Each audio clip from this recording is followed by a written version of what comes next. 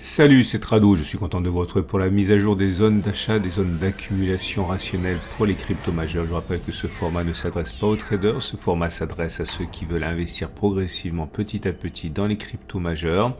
Il ne s'agit pas d'un conseil en investissement, il s'agit simplement d'un partage de ma méthode et on va commencer par Bitcoin. Bitcoin qui en données mensuelles, donc pour le long terme, est vraiment sur une zone intéressante. Regardez plutôt, on est sur un support mensuel, celui des 35 000, 28 500. Il est vrai que depuis quelques semaines, il est de bon ton de s'inquiéter de la fin des cryptos, mais quand on y regarde d'un petit peu plus près, nous sommes simplement sur les niveaux qui ont été touchés en 2021, il y a à peu près un an, avant de connaître une progression stratosphérique de 140%. Alors je ne dis pas que ça va se reproduire, je dis même que ça pourrait descendre jusqu'au support trimestriel des 20 000, 14 000, mais si on ne veut pas réfléchir, si on veut simplement accumuler progressivement en espérant que un jour Bitcoin repartira vers le haut, nous sommes sur des zones absolument intéressantes. Nous sommes donc sur zone d'accumulation rationnelle. Je vous montre les données journalières à présent pour que vous compreniez les zones d'intervention. Donc voilà, nous sommes à la fois sur une zone mensuelle qu'on a évoquée dans la zone rouge précédente, on est également sur une zone de support journalier ici 25 900, 28 900 et une résistance intermédiaire d'ici à 24 200, 22 000 qui correspond à cette zone de congestion ici qui a ralenti les cours. Clairement, à titre personnel, je pense que beaucoup seront intéressés par des achats progressifs comme d'ailleurs je le préconise puisqu'on ne sait pas ce qui va se passer, ce qu'on veut simplement c'est acheter au meilleur prix. Donc clairement acheter un petit peu maintenant, acheter un petit peu sur la résistance intermédiaire et continuer d'acheter régulièrement chaque fois que l'on revient sur des zones de support intéressants me semble adapté. Ça voudrait dire clairement qu'on pourrait acheter ici, on pourrait également acheter en bas du support journalier si on y va 10% plus bas, ou encore 20% plus bas dans la résistance intermédiaire, ou encore 30% plus bas par rapport au niveau actuel dans la zone rouge. L'idéal, encore une fois, c'est de toujours garder de quoi renforcer au cas où on irait chercher des zones intéressantes et surtout éviter de rentrer en une seule fois comme si on savait que c'était les plus bas. La tendance de long terme est malheureusement baissière pour l'instant, on est en dessous de la M200, la tendance de fond, pas de doute, elle est également baissière, on est en dessous de la M50 qui descend et pour l'instant les bougies Aiki-Nashi ne montrent pas de signe de rémission important, bien au contraire vous avez droit à des bougies d'hésitation ici avec des petits corps, des mèches hautes et des mèches basses. Bon bref, c'est de l'hésitation pour l'instant sur Bitcoin.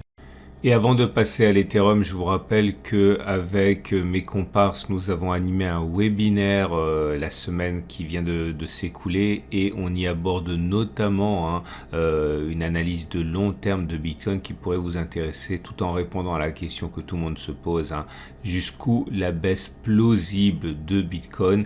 Voici le webinaire et vous trouverez en dessous de cette vidéo-ci, enfin plutôt à la fin, un lien pour accéder directement à cette conférence en ligne où encore une fois on évoque tous les marchés mais y compris Bitcoin. Et on passe donc à l'Ethereum. L'Ethereum qui est dans une situation complètement comparable, comme vous pouvez le voir. On est dans une situation où le support mensuel des 22,77,00 est sollicité actuellement. C'était les plus bas d'il y a un mois. Pour l'instant, c'est préservé.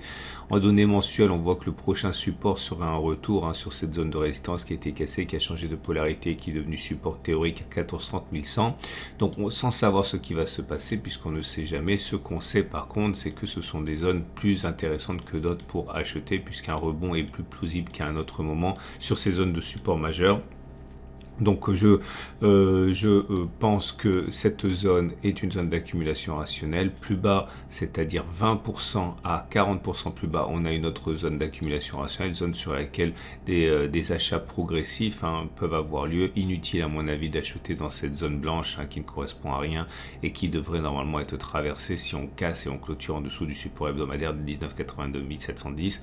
Tendance de long terme baissière, tendance de fond baissière, bougie Aiki-Nashi, toujours baissière, enfin plutôt neutre on va dire, mais c'est une bougie rouge avec mèche haute et mèche basse, mais les précédentes étaient encore baissières. Bref, ça va un petit peu mieux, mais ce n'est pas du tout une bougie haussière pour l'instant. Et on passe à Binance Coin BNB qui est lui aussi sur un support mensuel. Regardez le beau rebond depuis les plus bas ce mois-ci a vraiment vu BNB connaître une performance intéressante, 44% depuis les plus bas de ce mois de mai. On est sur zone d'accumulation rationnelle, une cassure est tout à fait envisageable, mais si on n'accumule pas sur cette zone, eh bien on aura du mal à accumuler jamais. On regarde les données journalières et vous le voyez, ce rebond est vraiment manifeste sur le bas de cette zone. La tendance de long terme demeure baissière, la tendance de fond demeure baissière. Les bougies Aiki Nashi sont moins bonnes qu'il y a une semaine, comme vous pouvez le voir, c'est toujours des bougies qui sont des bougies d'indécision avec mèche haute et mèche basse, mais encore une fois, là pour le coup, après un rebond depuis les plus bas de plus de 40%, eh bien, oui, quand on regarde 45 même, et au mieux, et la semaine dernière, on est monté jusqu'à 60% de rebond. Donc c'est assez légitime que l'on consolide un petit peu. Et c'est la même chose pour Ripple, vous voyez qu'on est revenu sur un support mensuel. Ce support mensuel n'a pas été testé depuis février 2021, on y revient. Je vous rappelle que les faits notables par rapport à cette zone rouge sont que la première fois on avait une résistance sur ces niveaux, on l'a cassé, on a explosé, on a pris par rapport à la zone rouge, la bagatelle de, attendez on va mesurer ça précisément, 700%. Ok, 720%, puis ensuite la deuxième fois qu'on l'a sollicité, ici avec un rebond à la clé, ça a été 360%. Loin de moi l'idée d'affirmer qu'il va se produire la même chose, on peut tout à fait envisager de s'enfoncer dans cette zone plus profondément, finalement c'est pas la première fois qu'on le fait, regardez ici, une fois qu'on est sorti de cette zone, une première fois on a baissé encore de 70% avant de finalement connaître l'explosion dont on a parlé. Tout est possible, je pense en ce sens qu'il est envisageable pour se prémunir de ce genre de choses ou même d'en profiter, d'accumuler au fur et à mesure en espérant que au bout du compte ça rebondisse. Je vous montre les données journalières, vous voyez pour l'instant c'est pas très vigoureux non plus, cette zone de support est large, j'ai déjà dit, elle fait 220%, donc si on veut en profiter il faut être prêt à accumuler pendant toute la descente si on devait descendre. Pour l'instant, je le dis, la tendance de long terme est toujours baissière, la tendance de fond également est toujours baissière et les bougies Aiki Nashi ne montrent pas pour l'instant de clairs rebonds techniques. Je vous rappelle que vous avez à la fin en dessous de la vidéo le lien pour aller en savoir davantage sur les outils que j'utilise, que ce soit les moyennes mobiles ou les bougies Aiki Nashi. Et là, on en est effectivement sur les bougies Aiki Nashi, des bougies rouges, certes de plus en plus courtes, ce qui montre que c'est de moins en moins baissier. Ça n'a rien à voir avec les bougies qui étaient longues ici sans mèche basse, mais sont comme des bougies rouges sans mèche haute, sont comme des bougies rouges sans mèche haute, même si elles sont assez courtes, ça reste quand même baissier.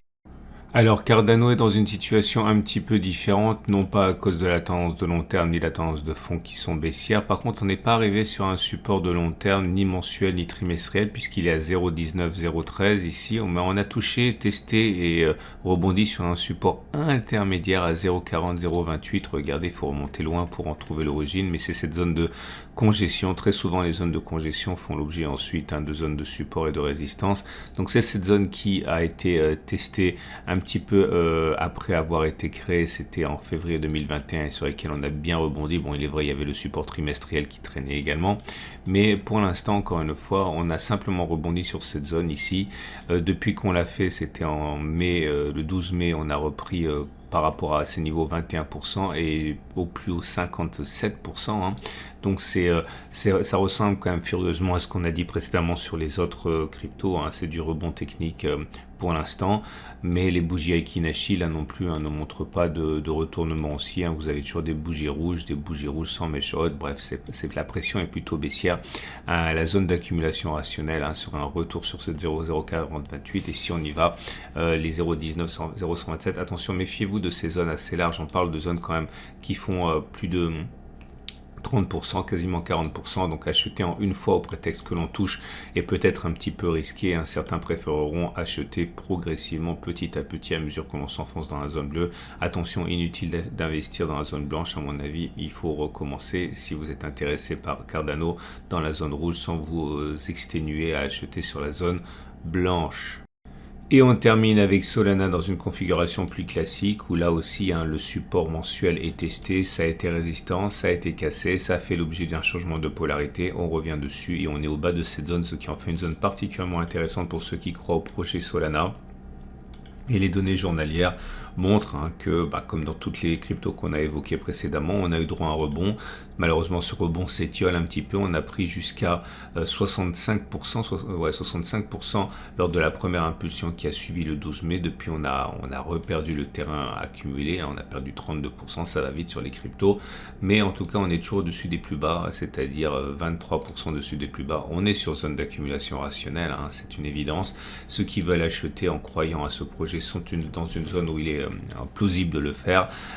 Tant que cette zone ne casse pas, il n'y a aucune raison de penser qu'elle le fera. La tendance de long terme est baissière, la tendance de fond est baissière. Les bougies Aiki Nashi montrent que pour l'instant ce n'est pas aussi du tout, puisque vous avez des bougies assorties de mèches hautes et de mèches basses, et encore les précédentes étaient même très baissières avec des bougies rouges sans mèches hautes. Voilà ce qu'on pouvait dire pour ces crypto majeur. Je vous rappelle que 1, vous pouvez vous abonner à la chaîne YouTube pour ne pas louper les mises à jour. 2, vous pouvez liker, ça fait toujours plaisir. 3, vous avez un lien en dessous de la vidéo pour aller regarder le webinaire dont je vous ai parlé, où je vous donne mon sentiment réaliste par rapport à la fin de la baisse ou pas de Bitcoin. 4, si vous avez envie d'avoir les mêmes graphes que moi, vous pouvez les avoir gratuitement avec même les données intraday, 1 heure, 2 heures, etc. Ça, c'est sur PRT. Vous avez un lien en dessous de la vidéo également pour l'obtenir gratuitement. Je vous souhaite une excellente journée et je vous dis à lundi matin pour la mise à jour de ce format hebdomadaire.